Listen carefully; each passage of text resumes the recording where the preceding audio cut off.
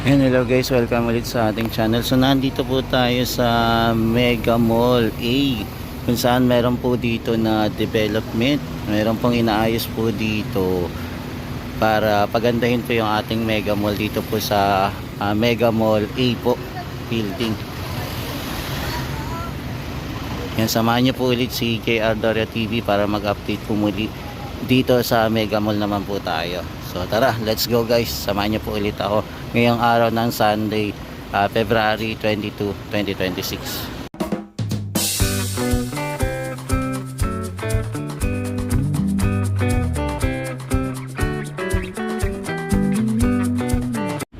Yan, so guys, ito na po yung itsura ng ating Mega Mall.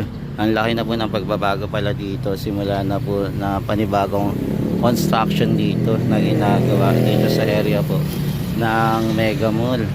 Yan, so ito po yung redevelopment dito sa Mega Mall area. Ayan po, ang laki po na nang naitabas nila. Malaki din po yung area na inoccupied nila para ayusin po yung Mega Mall. Yan, sa ngayon po hindi natin makita yung yung loob, pero akit po tayo dito sa may footbridge para makita po natin kung ano po yung itsura na nandito po sa loob etong redevelopment ng Mega Mall. Yan, so nandito po tayo mga tropa is dito po sa area po ng Bank Drive papuntang ADB po. Tapos ito na po yung St. Francis Square. Tapos makikita din po natin yung Makati Hope Christian School, Ortigas, diba? Meron din po palang dito na Christian School na po pala. Meron. Yan, tapos ito din po yung building na dati po hindi po to na-occupied, ngayon available na po. So nagagamit na rin.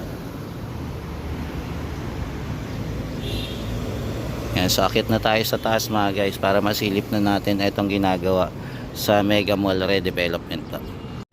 Yan, so ito mga tropa, ang laki na po na natabas pala dito sa area, no? Ang laki na po na nagiba. Yan, so ito na po yung redevelopment para sa Mega Mall.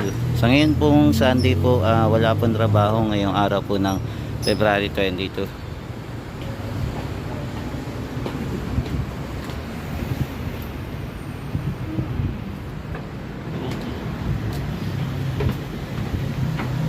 Yan, so ito po yung building, no? Grabe. Nakalain mo, laki na din po ng tinapas nila.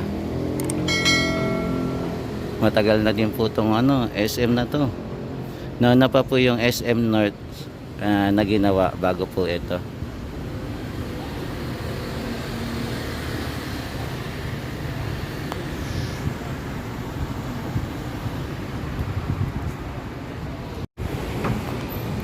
Yan, so ito po yung itsura ng ating Mega Mall. Yan, so nandito pa lang po tayo sa Mega Mall A pa lang po. Ito po yung ongoing construction po ngayon. Tapos ayan, medyo malalim na din po yung kanilang paghuhukay dito. Malaki na din po ng natabas. Bali, unti-unti po nila yung Mega Mall, no, na ayusin po. For the meantime, ito po muna yung inuna nila na baguhin.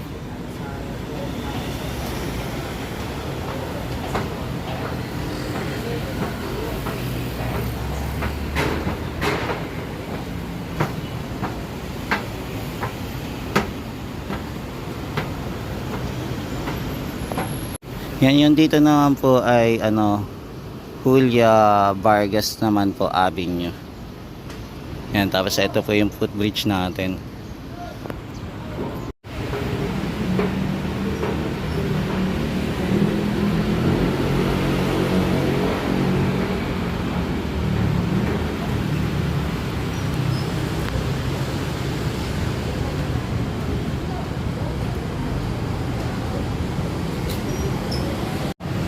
Yan, so ito naman po yung ating Ortigas Center naman po.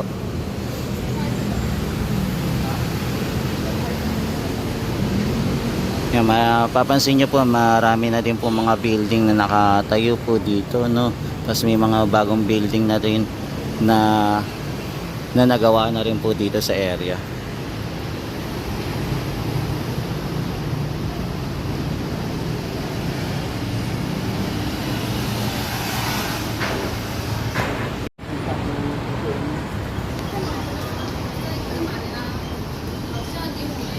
Yan, so ito po yung buong view ng ating SM Mega Mall Redevelopment mga tropa guys.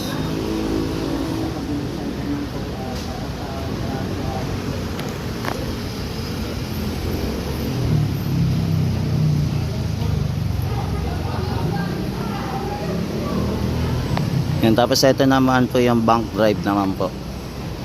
Yan, nasa ito po yung road, yung between po ng St. Francis at saka Mega Mall. Yan, tapos ito naman po sa kabila ang Mega Mall B naman po.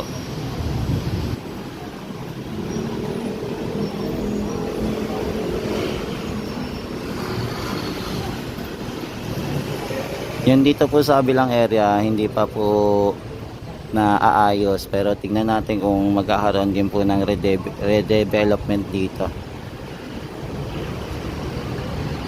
Dito naman po sa kabila, sa letter B naman po ng Mega Mall.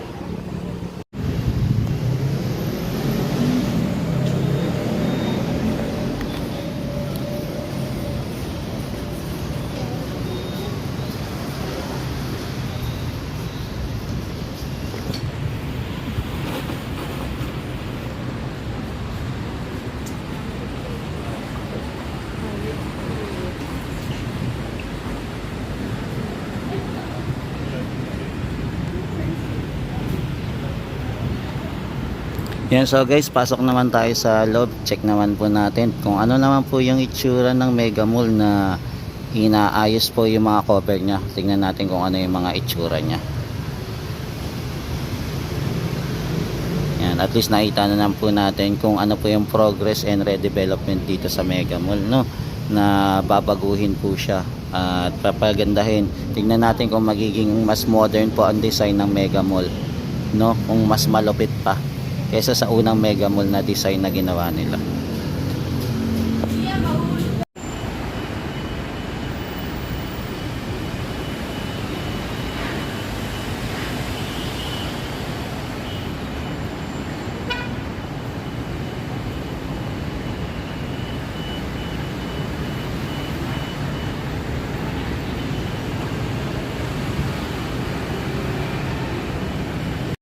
Yan, tapos ito pala yung itsura yung ginagawa nila. Nagkaroon po sila ng design. A new era is coming dito sa Mega Mall po. Ayan, so ito yung kinover nila. So nasa loob na po tayo ng Mega Mall A. Yan, so guys, nandito naman po tayo sa loob ng Mega Mall A naman. So makikita po natin yung Watson po. Yan, tapos ito po yung area na may ginagawa po. So nandito lang po muna tayo sa first floor. Yan, so ito po yung lawak na ginagawa po nila.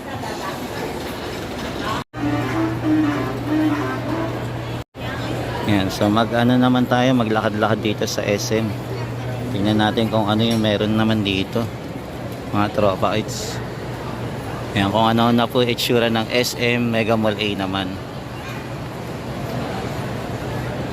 Yan, sa ngayon po mapapansin nyo po na wala naman po masyadong decoration po ngayon dito sa SM dahil tapos na din po yung mga event. Katulad po ng Valentine's at saka po yung Chinese New Year. So wala na po dito mga decoration.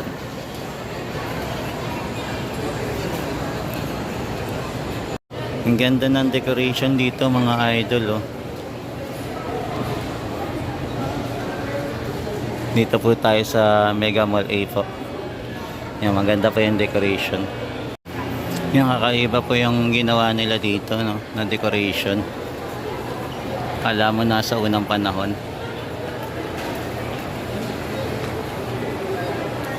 Yan, nandito pa rin po tayo sa Mega Mall. Mega Mall A po. Yan, so habang ginagawa po itong Mega Mall A, so meron po siya mga decoration na linagay. Yung itsura. Tara, ikutin natin guys. Yan, dito naman po may mga bendo naman po na available dito. Yan, so ito naman po yung itsura nya. Yan, yung nakasulat naman po, nakalagay po the new coming era po. New era is coming. Ayan, nakalagay po dito. sa ginagawa po sa Mega Mall A. So eto daw. So abangan daw po kung ano yung magiging itsura na itong ating bagong Mega Mall na ginagawa po.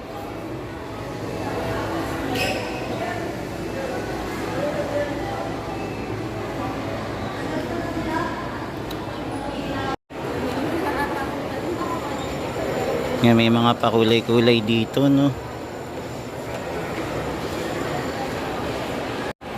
Yan, so ito po ngayon yung itsura ng Mega Mall dito po sa Inayos. Yan, may pa-decor pa sila, no, na ginawa. Yan, ganda po.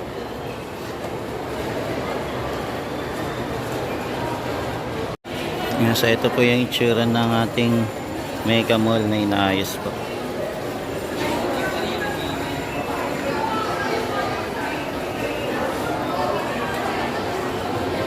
Yung parang may bago din po pala dito yung Pop Mart na available. Yan, silipin natin kung ano meron dito.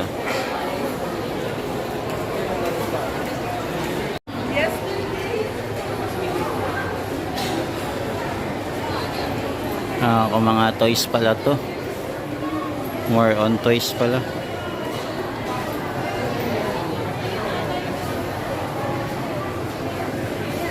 Mga toy collection po pala to. Ayan, yung available naman dito. Yan, so ito po yung magiging itsura pala ng ano, no, ng Mega Mall. Ayan, mukhang kakaiba siya, no. Medyo modern po ang dating. Ayan. Ang ganda, no, para ka nasa ibang bansa. Napaka modern, pang world class po yung datingan ng Mega Mall pagka natapos po ito. Yan, kakaiba siya.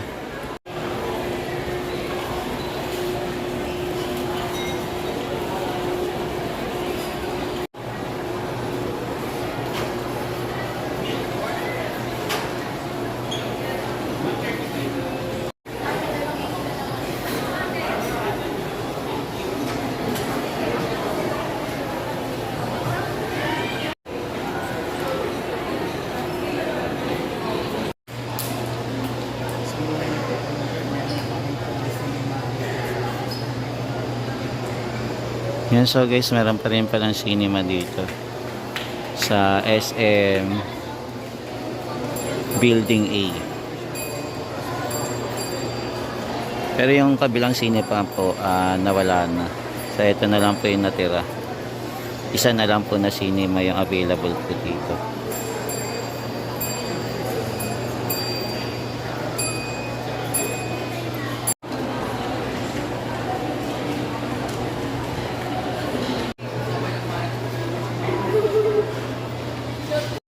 Yan, so guys, ito muna yung latest update natin dito sa Mega Mall A, kung saan ginagawa pa yung project dito para sa redevelopment po ng SM Mega Mall A. So maraming salamat guys sa pagsama nyo po ulit kay JR Doria TV. Yan, ingat-ingat po at pagpalain po kayo ng may kapal. God bless po always.